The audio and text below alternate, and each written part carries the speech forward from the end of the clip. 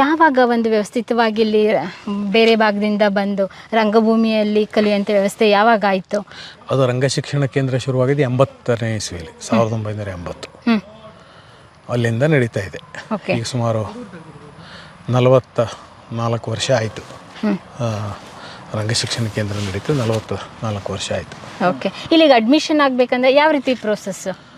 ನನಗೂ ಇಷ್ಟಪ್ಪ ನೀನಾಸಂ ಕಲಿಬೇಕು ಅಂತ ಹೇಳಿದರೆ SSLC ಮಿನಿಮಮ್ ಆಗಿರಲೇಬೇಕು. ಡಿಗ್ರಿ ಆದರೂ ಒಳ್ಳೆಯದು. ಆಮೇಲೆ ರಂಗಭೂಮಿಯಲ್ಲಿ ಏನಾದ್ರು ಕೆಲಸ ಮಾಡಿರಬೇಕು, ಮಾಡೋ ಆಸಕ್ತಿ ಇರಬೇಕು. ಅದನ್ನು ನಾವು ಇಂಟರ್ವ್ಯೂನಲ್ಲಿ ಚೆಕ್ ಮಾಡ್ತೇವೆ.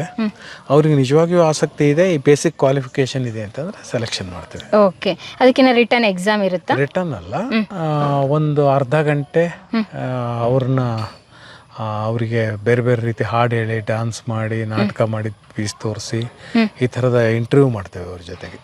ಅದು ಮಾಡಿ ಸೆಲೆಕ್ಷನ್ ಮಾಡೋದು. ಯೂಶಲಿ ಯಾವಾಗ ಕಾಲ್ಫರ್ಮ್ ಆಗುತ್ತೆ? ಇದೆ ಈಗ ಆಗಬೇಕು, ಇನ್ನೊಂದು ತಿಂಗಳಿಗೆ. ಸುಮಾರು ಮೇ ತಿಂಗಳು ಫಸ್ಟ್ ವೀಕು ಕಾಲ್ಫರ್ ಆಗುತ್ತೆ. ಜೂನ್ ಎಂಡಿಗೆ ಇಂಟರ್ವ್ಯೂ, ಜುಲೈ 15ಕ್ಕೆ ಸ್ಕೂಲ್ ಶುರು. ಓಕೆ. ಸ್ಟಾರ್ಟ್ ಆದರೆ ಎಷ್ಟು ತಿಂಗಳು ಅವಧಿ ಕೋರ್ಸ್ ಇದು? 10 ತಿಂಗಳು. 10 ತಿಂಗಳು ಕಂಪ್ಲೀಟ್ ಆಗಿ ಇಲ್ಲೇ ಇರಬೇಕಾ?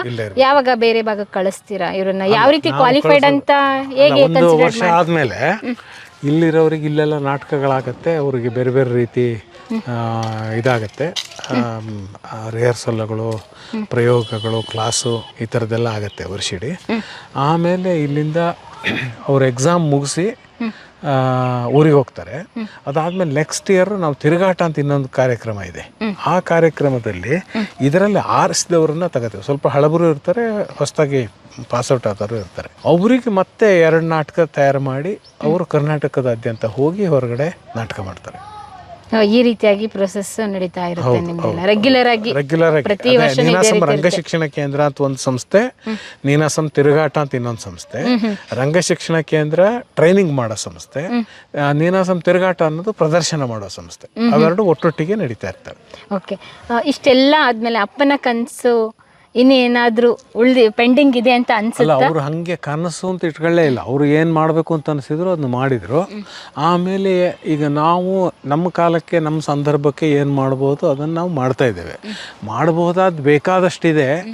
ಇವತ್ತಿನ ಸಂದರ್ಭದಲ್ಲಿ ನಮಗೆ ಎಷ್ಟು ಮಾಡೋದಕ್ಕೆ ಅವಕಾಶ ಆಗ್ತಾ ಇದೆಯೋ ಅಷ್ಟನ್ನು ನಾವು ಮಾಡ್ತಾ ಇದ್ದೀರಾ. ಇವಾಗ ಸಿನಿಮಾ, ಸೀರಿಯಲ್, OTT ಬಂದಮೇಲೆ ರಂಗಭೂಮಿಗೆ ಹೊಡೆತ ಬಿತ್ತು. ಯಾವ ರೀತಿ ಅದೇನಾದರೂ ಪರಿಣಾಮ ಆಯ್ತಾ? ಲಾಂಗ್ ಟರ್ಮಲ್ಲಿ ಯಾವ ಮಾಧ್ಯಮದಿಂದ ಯಾವ ಮಾಧ್ಯಮಕ್ಕೂ ಹೊಡೆತನೂ ಆಗೋದಿಲ್ಲ, ಅನುಕೂಲನೂ ಆಗೋದಿಲ್ಲ. ಲಾಂಗ್ ಟರ್ಮಲ್ಲಿ ರಂಗಭೂಮಿಯೇ, ಸಿನಿಮಾನೇ, ಟೆಲಿವಿಷನ್ನೇ.